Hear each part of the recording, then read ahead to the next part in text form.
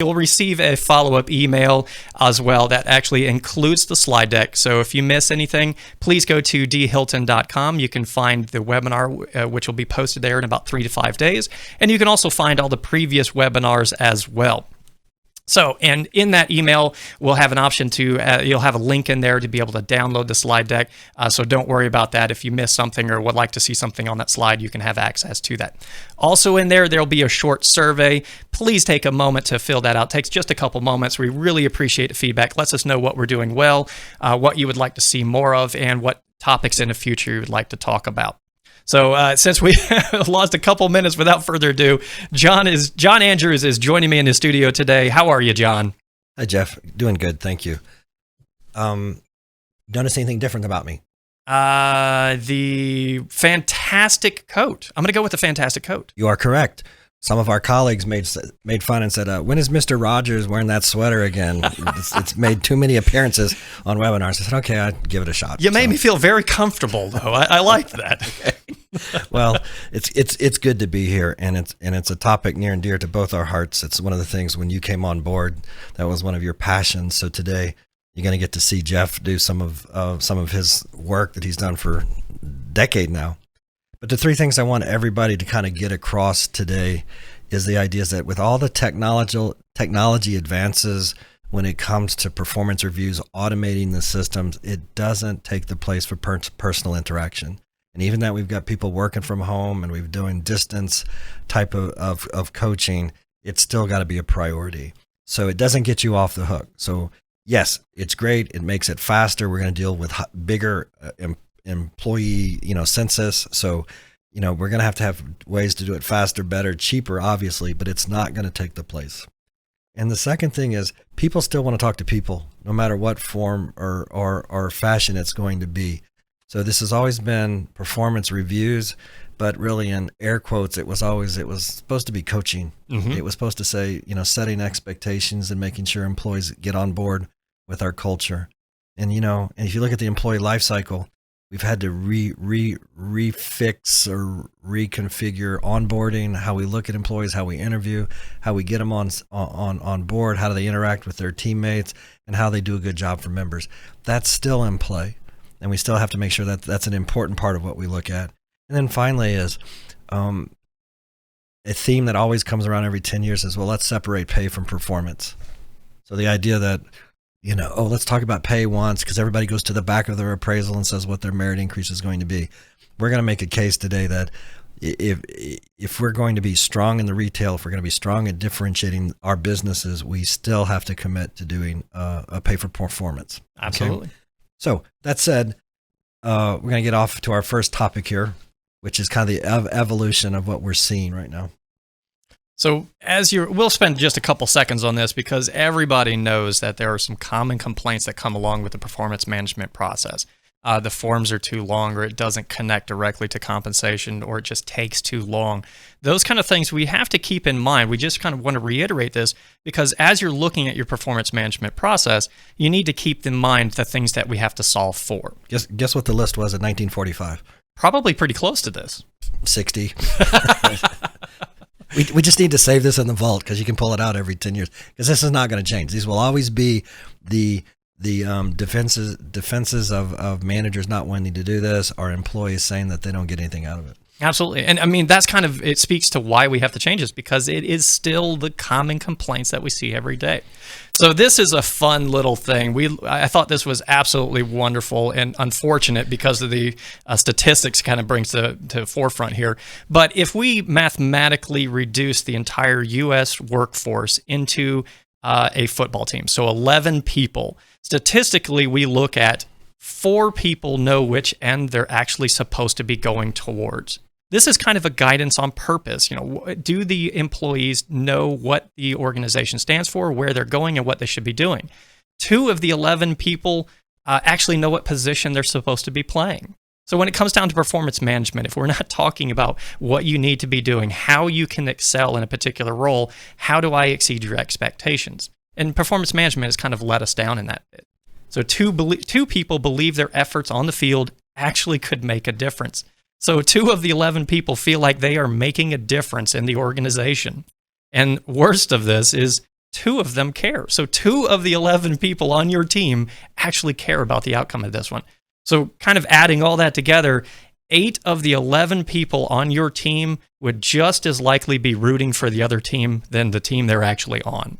So here's the thing, with performance management, we touch every piece of this. So this kind of shows that performance management has not been successful. It's not really establishing what people need to be doing on a day-to-day basis, how do they succeed in their role, and the goals and the purposes of the organization. So when we look at, and this is a McKinsey chart, it spends a ton of time in performance management. And if you look at the top 3 things that companies, no, this is not just Craigan's, this is companies all over the country, simplifying ratings and simplifying the formal process, that should be on everybody's list. I think every year you could probably critique your process and where could we shave a little time and where we could spend, more emphasis on the coaching and the counseling piece. The third one kind of disturbs me a little bit about the performance coaching and the convo being separated. I always thought it's not comp or performance, it's and. Mm-hmm. And so you can look at it at different times of the year. There's no question. In fact, the coaching should be much more frequent than once a year, twice a year. And we'll see that in a future chart here.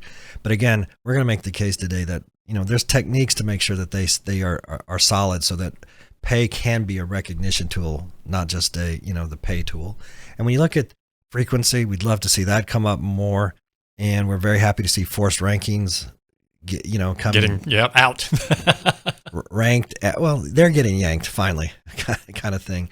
And then we go through the list of the mobile technology. Obviously that's in the next 2 and 3 years is going to increase as a strategy. But with that said, things you can do now without spending a dime is looking at your ratings, your semantics, your process, and that's what we're going to focus on today. And I think you so eloquently put it that the fact that we can gain efficiencies as long as it puts more time into those one-on-ones, because that is still just such an integral portion to this whole process. Absolutely.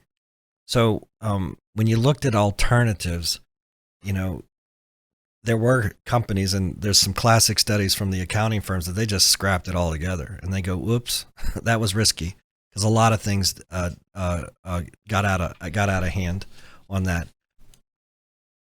And basically, if you're establishing changes and if you're moving through the organization without implementing some type of training, how are the managers going to actually know how to utilize this new system?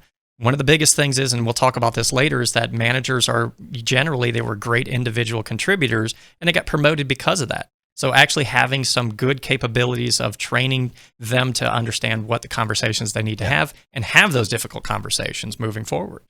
So we get more talking in, less forms, you're going to put the ball over the end zone line. Yeah, there you go. I had to simplify it because Jeff was a professional soccer player. So I don't even know if you have 11 players in soccer team. It's close enough. It depends on how many are flopping around on the field at the moment. Yes. So, when we look at, just if we're boiling this down, 3 things we want you to take away. If we're good at coaching, if we're linking the goals with the business priorities, and if we're differentiating compensation, boom, we're going to have an impact on employees, impact on performance, and that's best in class. So if you're frustrated with your process, go back to 1, 2, 3. Is it a coaching issue? Well, let's invest the dollars in training. If we're not linking, the goals with business priorities, guess what? Let's invest time in goal development. And then on differentiating compensation, we got some strategies for you there. Number one weakness of a credit union CEO is how to set a goal. Mm-hmm. Number one weakness of a credit union chairman is how to set a goal.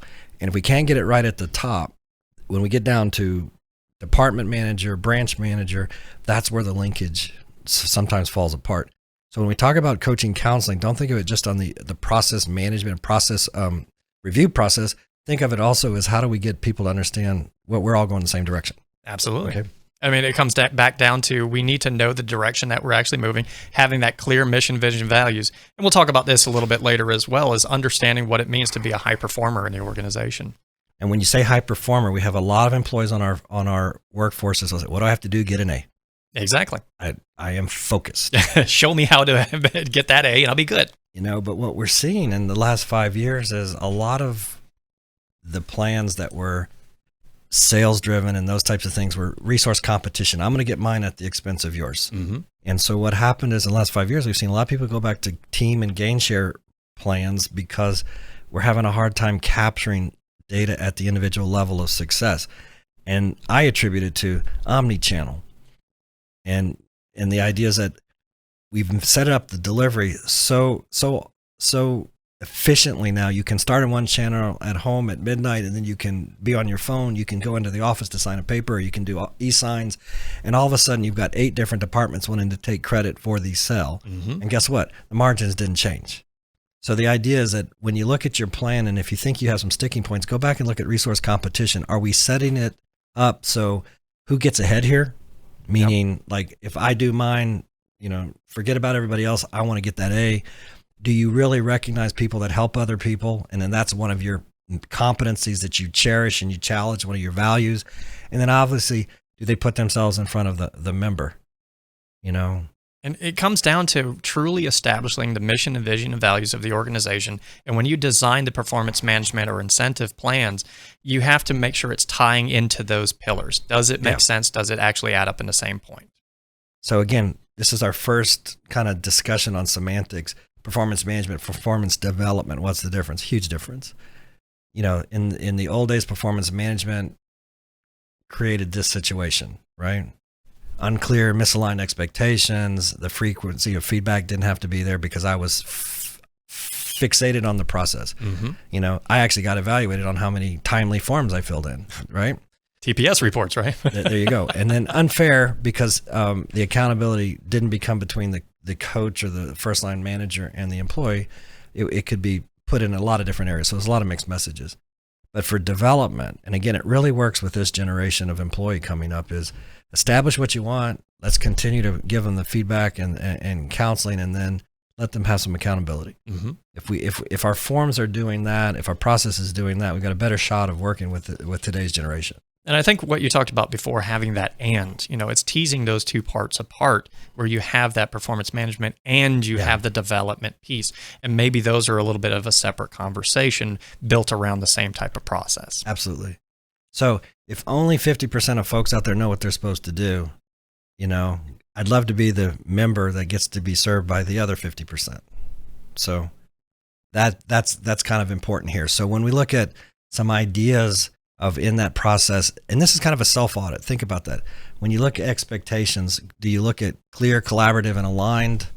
Do you look at when you coach, is it how frequent it is, how focused it is, and is it really forward-thinking, or forward-based, not backward-looking? Like you did this wrong, you did this wrong, you did this wrong, and you did this wrong. Try that with your teenager today and see how that goes. Oh, that'll go really well. And then the accountability. This generation loves the not-for-profit elements of a credit union. They love being involved in something that's bigger than them. And, we just have to set the stage and let them do their thing. I think a big key of this is understanding that these conversations, the performance management conversation, which usually ties into compensation, is an intense conversation. And there's immediately this visceral reaction of the manager, especially if you're looking at these feedback kind of processes. Here's what you did wrong. Here's all the things you did wrong this past year. Immediately, I'm on the defensive. You're on the offensive trying to prove where I was wrong. And I'm sitting there trying to prove where I'm right. And we're not talking about development. You never make your bed, Jeff. Yes, I do. I make it exactly the way it's supposed to be. It's just strewn all over the place. That is performance. Okay. Efficiency. Well, we can argue that for a few days, right? So yeah, the idea is that as we move forward, what can we do for this generation to make sure they understand how they fit into their own accountability, how they can really achieve the things that we need to differentiate the business. Absolutely. I talk about, we're in the commodities business. You can get a checking account anywhere. Mm-hmm. And we're supposed to be different and special, and these guys are supposed to deliver for us. And I want to catch them, and I want to say it frequently and thank them for, being on board. And that's what an appraisal process do. If it goes back to, 7 pages, you're looking, I got a 3.1% raise. You're awesome. That's not the connection we're looking for. Yeah. And I think the real summarization of that as well is that we need you also able to read, not just count. Don't get lost in the number of this person is a 3, this person is a 3.2. That differentiation is very small, but the more we say you are a 3, well, that's the verbiage that we don't like on that aspect. Yeah, that's a very good point. So when we move on, the ideas that there's no question last year there was disruption. FinTech is a disruption, and we need disruptors to carry us, to ride the quest of that way. But you know what? The core competencies that make us successful in this business haven't died, won't die, and they'll always be there. So when we look at this, we go this idea of, high performance is a cultural mindset. It starts with the CEO. It has to come down from the top. I mean, culture is established from the top of the organization. What gets measured gets done. And then, what I think is funny, we actually had to have Undercover Boss, a reality show, force CEOs to look at how their operations work. We got to the point where, oh yeah, I think things are going fine. All right, put a mustache on and let's go in. And have you seen the show? Oh yeah, I love it. I know. it's required watching D. Hilton. That and Office Space as well. Well, yeah. But Undercover Boss, the end, it was so awesome. Like, it was worse than Oprah. Everybody got you got tuition paid, you got houses paid, you got a little extra sauce, for your chicken fingers. It was just an incredible show. So the idea is, if it's coming from the top, and then we have forms that are disconnected, you get into the minutia, the numbers, we're not telling the right story. Mm-hmm. We want to catch people doing those things so they can be part of the cultural story. Yep. And, I just think this is just a big grab bag of every time I see somebody doing something cool, it goes into our corporate myth. Yeah. So when I do onboarding, I can say, this is what we're about. And then how am I going to collect those? Because those, people come and go, but those stories should never not go. Yeah. And I think it's one of those things of firmly establishing, again, I go back to this because it's so simple, but it's so straightforward, is firmly establishing that mission, vision, values. Having that understanding that everything that you do as far as moving the organization forward, performance management, whatever it may be, ties into that. But if your executive team, if your CEOs, if your leadership are not living and breathing that mission, vision, values every day, and that comes down to this performance management. We want you guys doing X, Y, and Z, but then they don't do it. Or they say, my management team is going to do that. It sets that poor example that we're not living and breathing that message. Great then point. It's just paint on the wall. That's the point. So when we look at, frequency of feedback or how often do that, when we look at this chart, 1 in 4 do it in less than once a year. Mm-hmm. Let's call it 50% do it annually, and then the quarterly, monthly, and weekly. And I think you've seen by the point in this presentation that we're advocating that it's got to be towards the bottom of the list here. And this is a great example of how sometimes the majority, or what is considered a best practice, is wrong. It's not effective. It's not efficient. It is not doing what we need it to do. And if 75%, somewhere right around there, are doing this kind of thing, it's not helping. It is causing a problem. So there does need to be some kind of disruption and a change. And again, we talked about the intensity of the conversations that you have. A more frequent conversation takes away some of the intensity of those conversations. Oh, absolutely. So when we look at that competency at the top, that's going to transform not only our businesses to deal with today's business climate, but also to develop that workforce for today's climate. Look at some of these companies here. What's interesting about all of these is they knew 10 years before, the demise. They had 10 years to fix it. Whether their executives decided, they were going to keep going to what they were doing or not, we don't know. But the idea is, if we're going to look at the business and continue to move forward, these are the things that we need to look at. So the CEOs that seem to be really working well in today's environment, they're insider outsiders. It means they've come from the credit union industry, but they might come from another shop. So, as we do more executive recruiting, that's always going to be a person that we're interested in looking at. Mm-hmm. We are a special industry. We're a niche. There's not that many people that know how to do this. The supply and demand is tight. And so the idea is that, if somebody's good at this, they will have a target on their back to go, fix the next shop, so to speak. And people that like to fix things, the transformation leaders like to fix things. So that's interesting. But one of the key things that we see that they do two things on concurrent parallel paths. The first thing they do is they need to reposition the core business, meaning what are the things that we got to do today to be successful and make sure that it in the marketplace it looks good.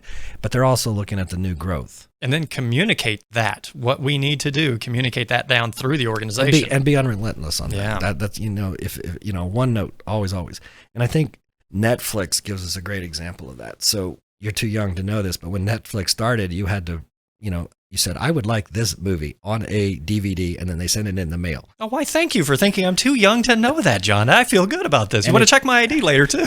And if you if you paid a couple extra dollars a month, you got two DVDs. Yes. Oh, absolutely. And it was worse than the library punitively if you didn't return the things. But the idea is, as they were doing that, they realized, well, that was kind of the Blockbuster model. So they were disrupting Blockbuster.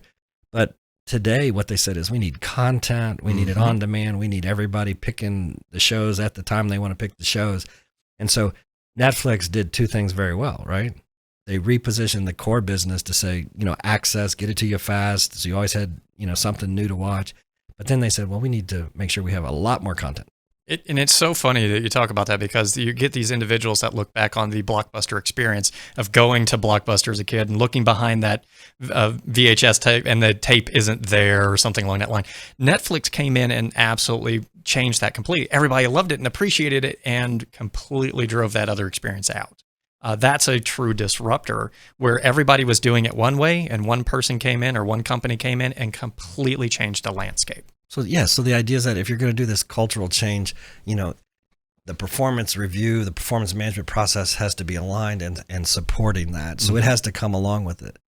And I think this fourth bullet, when we look at our chart here, it says they're able to communicate powerful narratives about the future. They're actually the storyteller. Absolutely. And and doing this 35 plus years now, I've heard some fantastic stories, and I have met people I will run through walls for. And, and you see that all, we're America.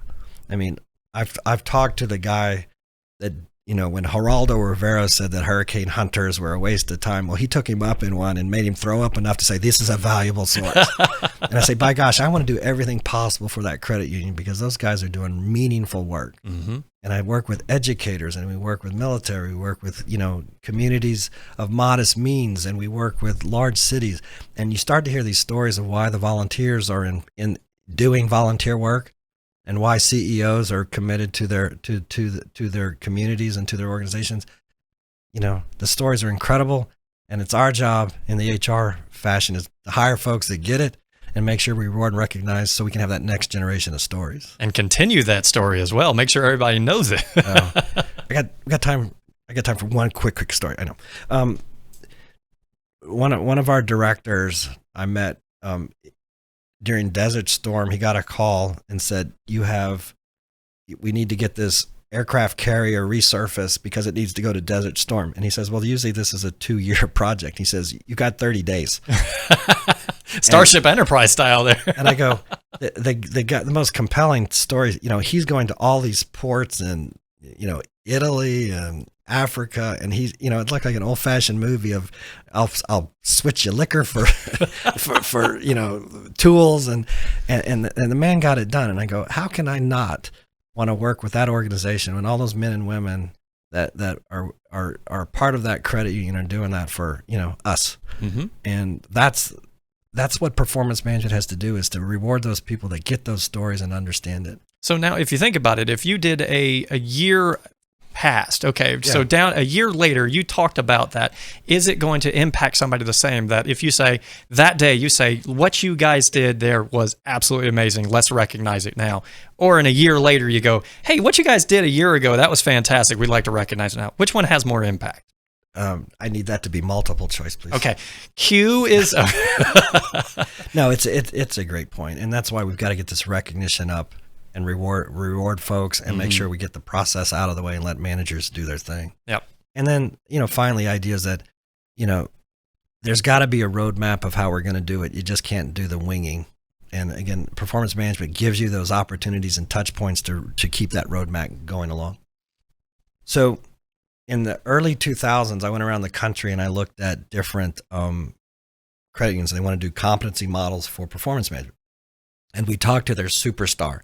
And that's some of the worst conversations you can have. You know why? Oh, yeah. They're always the same story, right? No. It's like, I don't know why you're talking to me. I just do my job. And because it's so second nature to them, they just do it.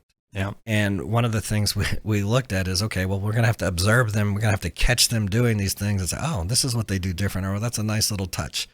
And so we developed these models. And then what happened is we'd start with a blank sheet of paper at every credit union. And all of a sudden, after about 18 months, it was like, it's a little embarrassing. The competencies are really consolidated. There's not a lot of variance. The people that do well in credit unions do things really well, and it's real consistent. Mm-hmm. And this is the model that we still use today, that we haven't seen any damage to the model. So when you look at level 4, and what we're asking you to do is, even if you have an automated process or an existing performance review process, try to work some of the semantics into your work. The high performing frontline employee at credit union does 4 things really well. They prioritize their work. If they're given option A or B, they pick the right one without their boss saying, I do B before A. Yeah. Mm-hmm. Okay. They believe in teamwork, that we're all in this together. So it's not, I'm going to get mine at the expense of yours. They are aware of the whole organization, that it's not just, moving, widgets from pile A to pile B, and they solve problems.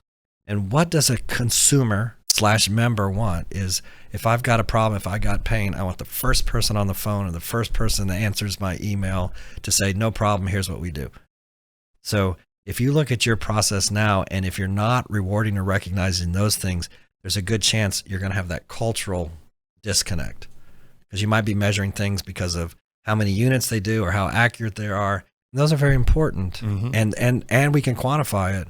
But these are the 4 things that really differentiate a business. I think it's kind of hard when you're starting to measure things like widgets, okay, production value, or anything along that line, because you have to infer how much teamwork went into that, how much problem solving went into that. You're not getting to it directly, and that's why on the variable pay side we see much more team plans, because we can't micromanage. Mm-hmm. You get 12% and I get 17.5% because it's just, life's too short. Yep. And then at that third level, what we're looking at is that frontline manager, that director, being able to direct influence their team, being able to develop their staff so they have bench strength, and so they can have interchangeable parts. The idea of a universal teller, universal rep, so important because of that. And then business management. When we let a branch manager run their business, they do much better than if they say, okay, here's the 10 things you're supposed to do mm-hmm. today. Let them figure out what the priorities are. And then that level of senior manager, leadership and change management are so important. And if level 3 does their things, it allows level 2 to do their thing. Yep. And change management is never not going to be on the plate. And is that a double negative? I think it's close enough. We'll run with it. That's my first, we'll get it in first post. one of the day. I'm happy. And then finally, vision. And today you can put in air quotes, disruption. If level 2 does their work, if level 3 doesn't work, if level 4 does that work, then we allow that CEO and that senior think tank to really figure out what's the next Netflix delivery mm-hmm. configuration or product configuration, or what businesses we need to be. So we absolutely can help as many people as possible. Yeah. It's kind of that old, maybe a tired phrase, but what got us here won't get us there. So giving the top level executive staff that capability of looking at the strategic vision, but it does require those individuals down through the organization to give them that capability of getting out of the day-to-day, getting out of the tactical, knowing full well it's going to be managed. And there's where that performance management comes into play. Yeah. So when we look at kind of the pay raise being obsolete, is what we're calling it, is simply this idea of, for the last 5 years, you've seen the D. Hilton comp forecast look at, well, the average budget is 3%, 3%, 3%. And then if you've got this outstanding employee and been a credit to the credit union and been awesome for you, and you can give 3%, you almost want to not even see them in the hallway. Yeah. Sorry. Here they come. I'm gonna duck into the closet. So what happens is, that's when you start to get these arguments. Well, let's separate them because I don't really want to deal with the issue. Well, guess what? Employees want to deal with the issue. Mm-hmm. And a couple of webinars ago, we talked about employee satisfaction engagement surveys and where we are in kind of the cycle when it comes to kind of the real world.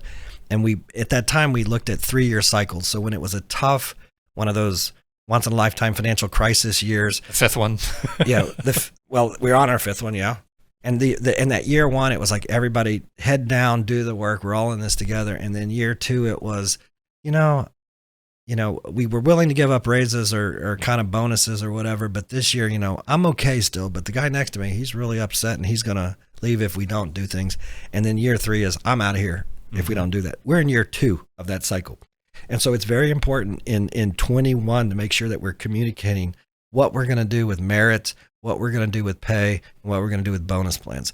If we don't do that, we're going to have the door will be open and you will be looking for a lot of folks. Yep. And I mean, it's the hard thing about it being at an executive level and looking at the salary budgets, things along that line, you see these big numbers. And it's hard to sometimes really fully understand the impact of the individuals that came in day to day. They feel like they've made great sacrifice. They feel like they've put off some of their career progression or gain. And then for year 3 to say, okay, we're doing a small incremental gain again, that kind of hits hard. Yeah, of course. So some ideas that we have for you is, it's just how we communicate things. So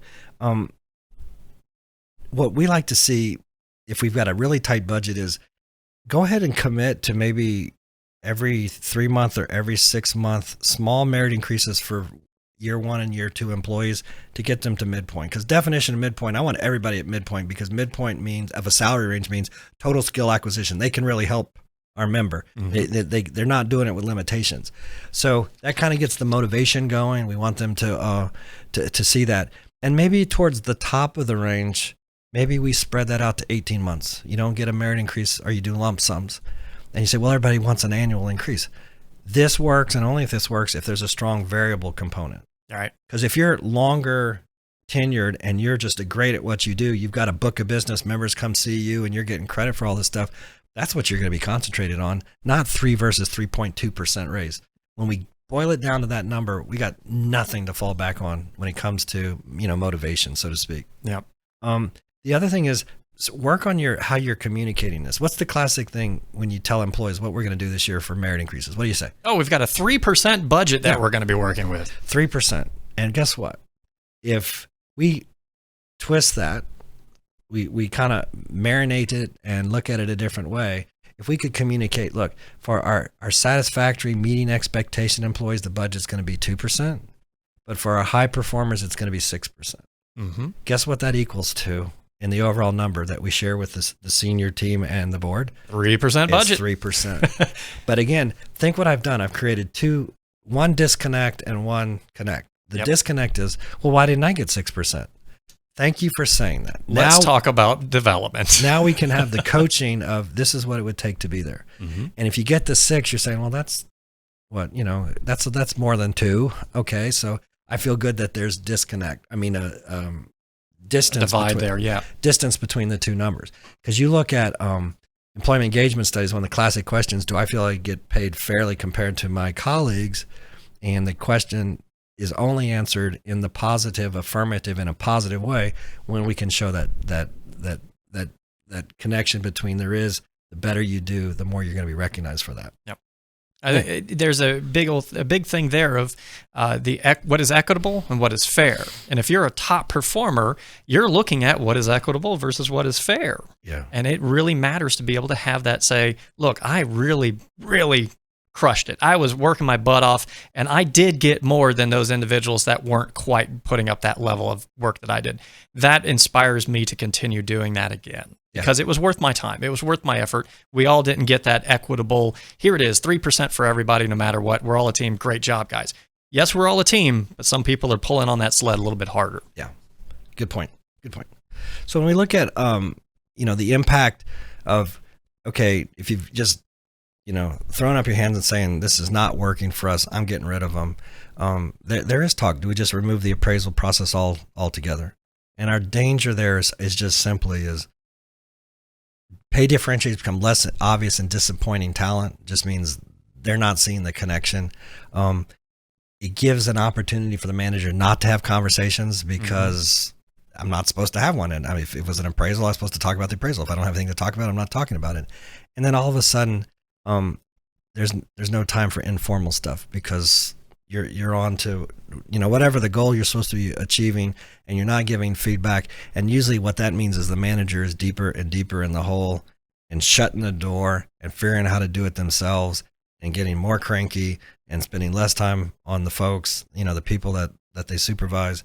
And it just is just a whirling hole that they keep going down, and it just doesn't work. Yeah. And more research is continually to support this, even as much as saying, some organizations got rid of rating scales in their performance management, saying no 1, 2, 3, 4, 5, or whatever it may be. And that actually backfired as well. People need some kind of connection to be able to summarize that. But we'll talk about this a little bit more, but making sure you fully understand what it means to be a 1, a 2, a 3, a 4, and a 5. So, engagement drops when managers are unable to do the very things that we know work. Set expectations, hold clear performance and development conversations, and appropriate awards and recognition at that time. So don't give up on the process. It's not going away. So with that said, we want to kind of transition to the idea of what are new rating scales. So semantics makes a difference in how we position things, how we communicate things. So the first thing I wanted to kind of, if you were doing an audit of your system now, first thing we want to talk about is, the classic way is I have 300 employees and the average performance appraisal score was 3.2 out of 5, or it was 4.2 out of 5. And then senior managers can say, well, that's overly aggressive. There's no way I have 4.2 staff. And so what happens is it really boils down to there's probably not effective semantics on how we define the 1, 2, 3, 4, 5s or the 1, 2, 3, 4s. And also there probably wasn't validity taken to see if the tool is really measuring what it's supposed to do. So if our folks have been to graduate school, you'd look at content validity, construct validity, and those types of things. And it's also valuable to do in this space. This is not even getting into the idea that we could be remotely discriminatory, unaware by making sure that we have those internal biases of our raters. And biases are very real and very powerful. Yeah. Never dismiss the fact that biases do matter. So when we look at semantics, we look at scores. Raise your hand if you're average. Raise your hand if you're satisfactory. I'm above average, right? Raise your hand if you meet expectations in the past. 75% of the people say they're above average. That's right. And I love the ones that say, nope, I'm below.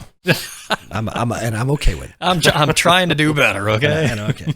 So with that said, the idea is we want to be transparent on how we look at training to commit, defining success. Yeah. So the idea is that CEO creates that culture. We tell those stories. We say what it means to be an employer. Here's the people we're serving. And for us to be successful, these are the things you have to do for our members. Again, it's that storytelling. And it just starts there. Yeah. So important. So when we look at our scaling, if you think that you're overweighted relative to how you think your overall census has performed, one way is to look at 4 and 5 point scales that kind of differentiate the above, meets expectations, for lack of a better word, right? Yeah, you want to focus on, again, rating those individuals who are above or exceeding expectations. So the more you're able to classify those individuals, much more than you need an equitable side of, does not meet expectations, sometimes meets expectations. Let's not focus on those individuals. You need to be able to grade and pull out the individuals that are on the top performing side. And the rest of them, they need development. Those that we can talk to and coach and things along that line. But the rating scale should really lean towards being able to pull out those top performers. I love this language, sets a new standard. Yeah. Meaning, in sports, the once in a generation quarterback, the once in a lifetime talent. And if we set that bar, and it's not unrealistic, but it kind of sets, there is a prize to want to be that person. Absolutely. When we look at the high performers, always criticizing their own performance, would love to do it better, they're on that path. But if, we've got what do I have to do to get an A, or what do I have to do to get a 3% raise? We've missed the boat. Yeah, I'm here to pass the test, not to actually learn. That was the old adage of in college, you pass the test and that was it.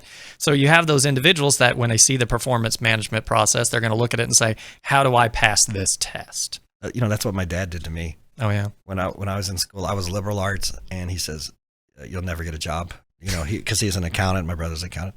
So he goes, you have to promise me you'll take all the business courses you can. So as you were taking underwater basket weaving, I was having to take accounting 2 and 3 and stuff. So. Hey, underwater basket weaving has really come in very handy recently. Okay. But again, with this 4-point scale, if you still think that you're overweighted and not differentiating our superstars, look at a 5-point scale. Mm-hmm. Get away from 8, 9s, and 10s.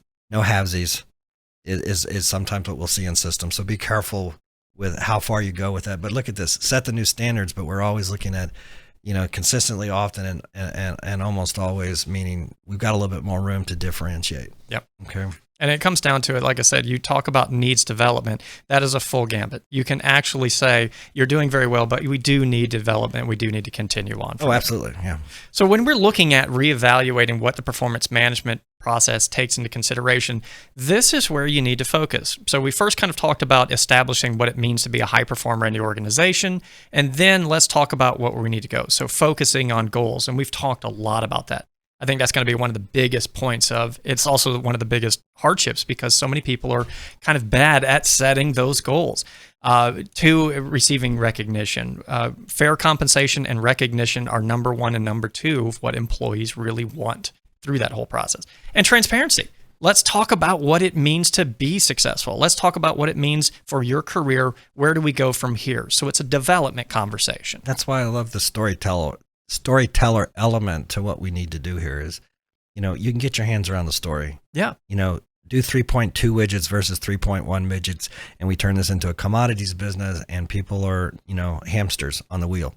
But if you say these are the stories that you will be rewarded and recognized, and you'll feel good about doing, and guess what? There's compensation tied to it. That's the holy grail. Absolutely. All those pieces come together. So we have to address the fact that we understand that managers in general are for the most part, not good at having these conversations. So start with going back to the basics. I mean, this is just entry level 101, but sometimes it bears repeating because I'm liberal arts. So yeah. Slow down. Slow down. We need to get back to the basics because sometimes we forget about how simple the basics are because they function so well. So start reminding managers to having start, stop, continue conversations. Here's what I'd like to see you start doing. Here's what I don't want you to do anymore. Let's continue doing this as well. And it goes 2 ways. Have the employees talk to the managers and say, I would like you to start doing this. Here's what I would like you to stop doing. And here's what we would like to see more of. It's a structured exercise. Yep. And I've talked about this on a number of programs. The idea is when your teacher said, write a 1,000-word essay on anything you want, the problem is, where do you start? Mm-hmm. That's the first thing. I haven't given you a topic. So to tell a manager, go ahead and talk to your employees about anything you think they need to work on, as opposed to give me 3 things they need to start doing, stop doing, and continue doing. If you put that structure on it, we've just given you a hint to make it 100% more effective mm-hmm. than just start with that blank sheet of paper. Because what I'm worried about is this manager's employee relationship. Let's say it's been going on for 6 years, and no matter what the system was, they always got 5 out of 5, 4 out of 4. They've been the best. And in automated systems, a lot of times they'll print out the verbiage that goes with a number. Mm-hmm. You're an asset to the credit union. You're awesome. And then after the 3rd year, they realize, well, that's kind of cut and paste, isn't it? You're telling me the exact same thing every year. Some AI algorithm told me to stick this in there, and now my boss says I'm supposed to believe that he really told me that. Mm-hmm. And it starts to ring hollow. So the idea is with this structured is every year you're going to have a different thing you're going to have to overcome, another crisis to deal with, or you took advantage of something that you just hit a home run on. By using that, this structured exercise really helps both parties come out of it a little better. So the other part of this one is that let's start asking some forward-focused questions, and straightforward, very simple. And we'll get to some other ones here in just a moment as well. But talk to your employees, have a conversation. What went well for you this time? How did things go? It's not a yes or no. It's not a good or bad. It's let's have an actual conversation. Try to open it up to actually getting to the root or the cause of some of the things that are going on. Okay, so how did it go this period? Well, let's talk about that. What were the trials and tribulations that you had? What were some of the struggles you had? How, as a manager, can I actually help that situation? And vice versa, they can have that conversation with you as well. Well, if I didn't have to get here at 8:30, if I could maybe 10 or 10:15, I'd be much more productive, boss. Well, let's talk about what that means. There's a career that, if the job allows for that, there's a career progression. Let's get you into one of those. Okay. Sign me up. Sign me up. So on this next slide, what we want to show you, this is what we're working with a lot of clients on. This is kind of a D. Hilton scale that we've developed, and it's 30 years evolution, so to speak. But the main story rings true here is we're in a what have you done for late me business? What have you done for me lately business? There you go. I'll say it one more time. It's easy for you to say.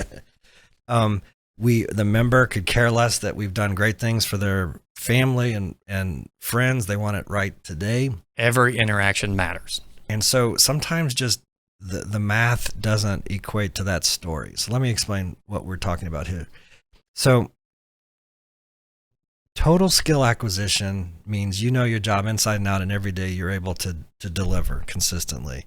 But if you've been here 6 months, there's no way you can handle everything. Mm-hmm. Well, there is. I mean, if you're superstar and you've had a lot of experience, but what we say, you're in development stage, and it's okay. But in today's environment, if you were to tell a person in their 20s that they were a 2 out of 5, what do they think they are? I'm failing.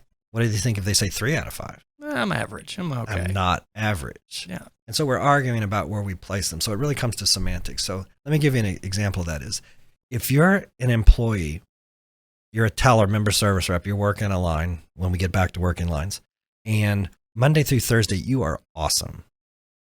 Meaning cross-selling, smiling, accurate, you can do anything. But Friday's payday, and the lines are a little longer, and you get the weird requests, and you're not as fast, you're a little frazzled, you need some help, and you don't proof at the end of the day the way you could do Monday through Thursday. So you're 4 out of 5. What do you give that employee, Jeff? Well, in the old scale, I would say, well, that's a 4. That's a 5. That person is contributing, doing all right. Monday through Thursday, awesome. Friday could do better. Yeah, and so we'll help them on that. But yeah, they're about a 4. So the math doesn't work, because what happens if I'm the member that comes in on Friday? Not having the best experience. Please don't let me get Jeff. Please don't let me get Jeff. No, here, that go ahead. Jeff guy. You're. I don't have as much. You go in front because he does not know what he's doing. Come back on Monday. I'm much better. And think of the Yelp reviews. Think how it ties into member engagement. All types of things. Is like, this credit union doesn't have their stuff together. They're not doing well. Well, come in on Tuesdays. We're awesome. So that to me is development stage. Because if you don't set the stages, we have to be on stage, correct, perfect, right all the time. There's something to work on. So if a scale can say that, that's a better meaningful thing, right? Yep.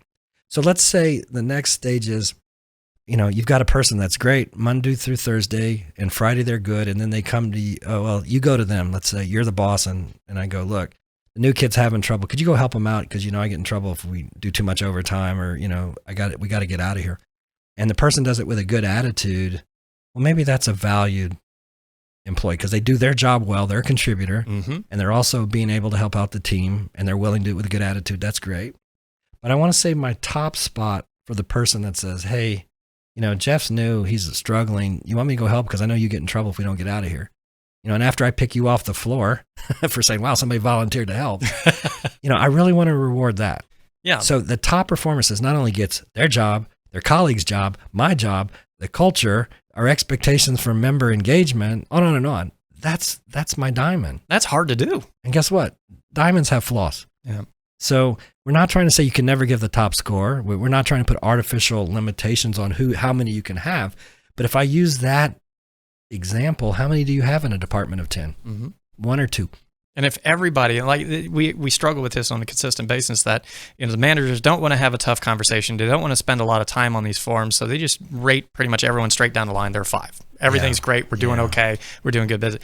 If everybody's a 5, where's the room for development? How do you have those conversations? And also, how do I exceed expectations if me just coming in and doing what I need to do gets me a 5? Well, let's see, the technique that we use there in training is we appraise the appraiser on how well they appraise. Mm-hmm. Meaning, if you gave all 5s and you're not hitting your branch numbers, your target numbers, and you've got all 5s and you want 2 extra people, I'm seeing the disconnect. Yep. So the idea is there's got to be a consequence for you as a manager not to do appropriate or objective evaluations because it only hurts you. And if we do pay for performance, it actually impacts pay.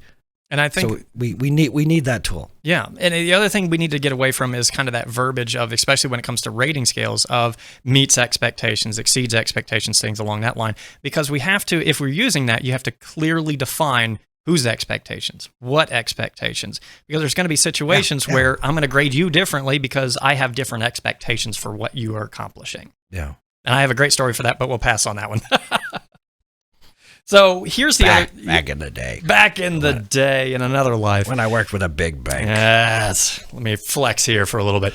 So the other side of this is that we need to give future-focused statements. We talked about this a little bit more. And this kind of comes directly out of the Deloitte type of mentality as far as performance management goes. And it is absolutely brilliant, in my opinion. It is just phenomenal how well and how good these type of processes work. You can condense the performance review process down into 10 minutes. Because the day-to-day conversations that you're having with your team, which as a manager or a supervisor, you should be having those, because part of being a manager and supervisor is managing and supervising and growing your team, you already know the answers to these. So let's talk about it. You say, I would always go to this employee when I need extraordinary results. Rate that on a scale of 1 to 5. You already have, if you think of an employee right now, you're able to say, no, I don't really go to that person very much. So they're not going to be high on that level. The other person, every time I'm in a pinch, I go to this person. Absolutely. That's your star performer. That's coming together. I choose to work with this employee as much as I possibly can. It kind of teases into that. Invariably, what these questions are doing is, let's talk about how that employee is impacting the organization. It's not measuring their skill set. It's not measuring how important you think that skill set is. It's measuring their impact on the organization or your department. And the management tool, Jeff, here is, if I'm the disappointed employee with my score and I come to you and say, well, even though we're not supposed to talk, why did so-and-so get better than me? What have I just done for you as a manager? Giving me an opportunity. The door is wide open. to talk Let's have a chat. Well, we're not talking about Jeff, because he's doing this, and this, and let's talk about you. It all comes back to the employee, and if they're motivated by that, they'll listen. And if they're there, what do I have to do? Get an A? Guess what? Then we start talking about, that's not a cultural fit, and no matter how much coaching is going to happen, it's not going to be a cultural fit. So let's have that manager talk about that before it becomes an HR issue, because they've been here 4 years and getting 5 out of 5s on their appraisal scores because we didn't want to deal with the confrontation. Yeah, I didn't want to have that tough conversation, so we let things kind of go through. No matter, and I want to reemphasize this, is no matter what system you have, whether it's automated, you've built yourself, or you're using a third party, work some of this wording in here. If you can't do that, that's a great first step. Absolutely. We're not asking you to stop what you're doing. We're asking you, how do we modify, evolve? And these are just some of the techniques. And this idea of structured feedback, I think, is so valuable that comes out of this. Yep. And it does actually give HR some viable information that they can then leverage, rather than, a 5, a 4, a 3. This gives you what you're going to be doing with that employee moving forward. Yep. So this is then when we transition to, let's talk about plans for future growth. Okay, so these are kind of the questions. The top 2 there are interchangeable. So we've talked about what I would do with the employee. So how could the employee improve their performance, or what performance issue should the employee focus on to grow? This gives you... If you give an employee, here's the 28 things I think you need to work on. We're trying to get it. Can you remember 2 things? No, I don't know what I had for breakfast. That's why I like product bundles. It's like, do I have to remember 99 products to sell? No, but if you sell a checking plus a credit card, I'm going to be a happy camper. Okay, I can remember 2. I can remember 2. I got that. Okay, so it goes back to just really getting the focus on what the biggest thing they can do to move it. And usually that's the thing that'll be self-motivating. Wow, I moved the needle. This is great. I'll do it, and then we go for the next thing. Again, it's kind of that real illustration of, it's not how much you view the skill set as far as valuable. It's what that individual is bringing to the organization and bringing to the department. And that's kind of the crux of what you need to be able to dig into. Yeah. So our final topic here as we get to the top of the hour is, we want conversations, not hall monitoring.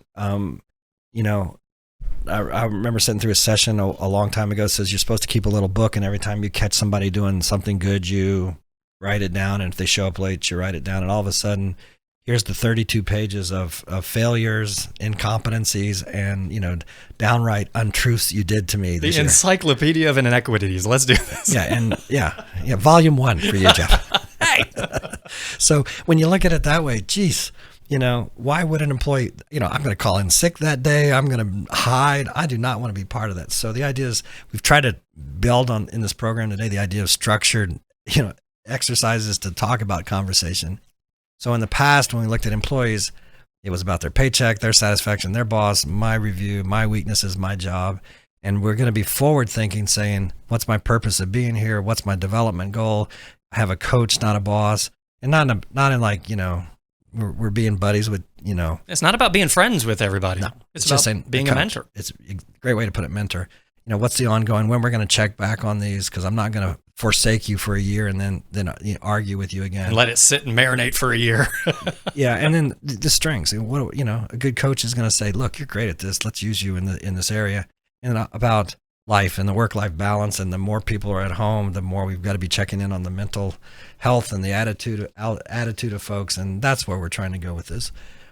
And then you get your forward thought here process. The whole concept is that we can't change the past, but we can certainly start working on the future. And so bringing up things in the past that they've done wrong, or this, okay, you did this, X, Y, and Z, let's not do that again. Here's moving forward. Let's just skip past the here's what you did wrong. Let's start talking about here's how we can move forward. The feedback is easier. It's quicker. It's faster. It's absorbed much more. We don't have that immediate visceral reaction of I'm being attacked. I need to defend myself. You don't understand my point of view. And then we're having an argument rather than a conversation about your development. So feed forward is kind of something we've kind of coined here to, rather than talk about what you did in the past, what you talked about, here's where you failed or here's where you succeeded. Let's just talk about moving forward. Here's what we would like to see. And Oracle means the company, not the of Delphi or whatever. It's a double. It's a double meaning there. That's fantastic. Yeah. Future focused. I'm an Oracle. I'm thinking of in the future. I know that's what you're thinking. That's why I wanted to correct that impression. But the idea is you take, Oracle, the company must have, 10,000 people between 20 and 30 working for them. And, I can just see just that we're coming to a grind and halt if we would do traditional evaluations with them about, they didn't get their programming done in time, or the, deliveries were late, or, the new milestones weren't met, as opposed to, okay, we'll get them next time. Okay, this is what we're going to do. You're really good at this, and we're going to focus on that. So that we wanted to bring that to the table, is just, these are some great ideas. And these questions are for your hip pocket. Do not put anything in place that says, here are the, 3 questions and 18 sub questions we're going to ask. What we'd say is this would be a great tool that you could share with your frontline managers that are doing appraisal. Say, if they're in a tough spot of getting somebody to open up or to get an interaction going, these are some prompt questions, okay, to get the two-way. And we put them in 3 different ways: is, hero questions, diagnosing what might be a problem, but letting them self-diagnose and then open up before we say, you always do this wrong, and then shaping a path for the future. So again, hip pocket, not to be used literally and verbatim, but really good things to think about. So bringing it up. Okay, so we've got just, I think we're right at the top of the hour here. So if you've got to drop off, we're going to answer just a couple questions, because I think there's Let's go 5 minutes. If you have to go, we appreciate it. We completely understand. And once again, we'll do better on that. But this is a passion topic that we love, and we appreciate you participating today. But we'll stay around 10 more minutes. So let's look at what's your recommendation for an all-star performer we know is underpaid compared to colleagues in the market?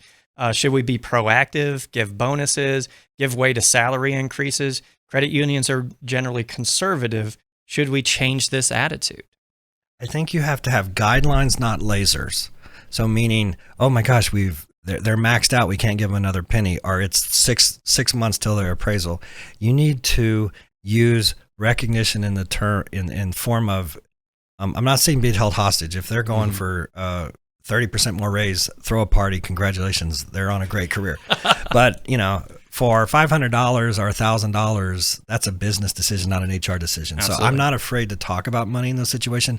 But more importantly, if it's a superstar, we need to start thinking about career path for them and giving them learning experiences in other departments, sitting in on higher level strategy meetings. And if you're truly calling it a superstar because they've got talent, that resonates well. Mm-hmm. If it's our superstar because if they leave, I'll have to do all the work, that's different. That's not a superstar. you might be overestimating the value of that person, and we all do that, obviously. But I really think the generation coming up loves that opportunity to go outside of their box. Yeah. And to see, peek behind the covers of how, the big boys and girls are doing things. Mm-hmm. And we could use their help. So special projects, being part of the, community initiatives, heading some colleague, things that are in the community could be great things to expand their horizons. Yep. And I think you accurately put that, because the first thing that comes to my mind is, well, it depends. Let's talk about it. So I think you summarized that very, very well to be able to put that in play. What are your thoughts on trends for CEOs and chiefs getting no increases, all to sacrifice for the lower employees?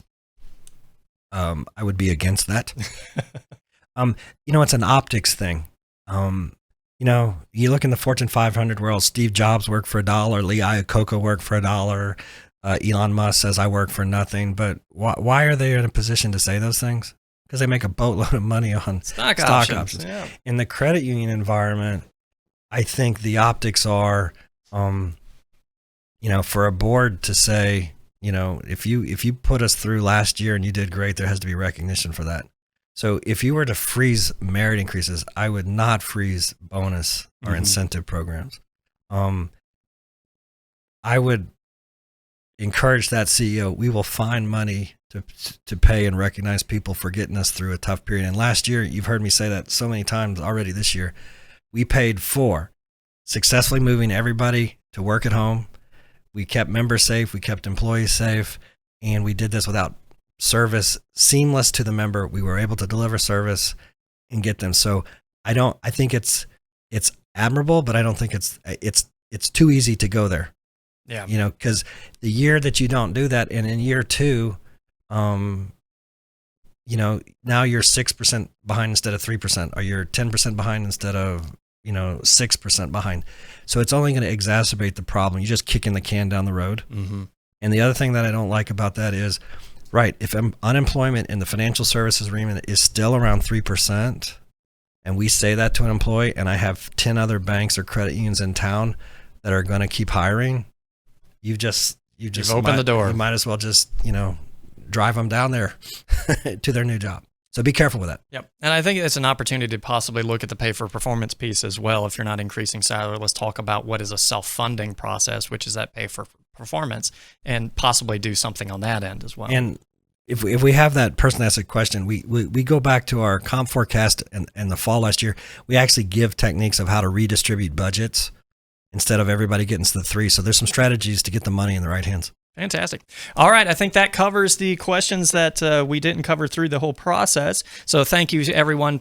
We really do appreciate you hanging with us for a couple more moments, and we thank you for participating. If you have any questions or comments, please feel free to reach out to any of us. We're more than happy to have that conversation moving forward. Again, the recording of this webinar will be posted on our website at dhilton.com. So if you missed anything, in about 3 to 5 days, there'll be a webinar posted on there as well as all the old ones, and you'll receive an email with the slide deck in just a couple days as well. But until then, thank you so much for being with us. We greatly appreciate it. Please stay safe, stay healthy, and we'll see you next time. Take care, everyone. Be safe.